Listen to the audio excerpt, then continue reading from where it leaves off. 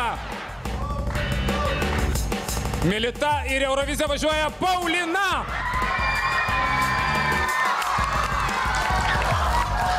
Vaikų Eurovizijos nacionalinės atrankos nugalėtoja yra Paulina. Jai jūsų aplodismentai. Finalo rezultatai yra tokie. Galutiniai ir neapskundžiami.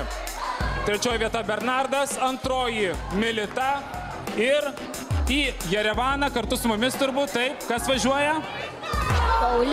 Paulina.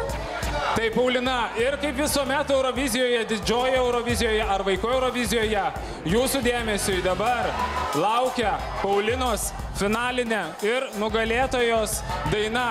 Mes matome, kad Paulina jaudinasi.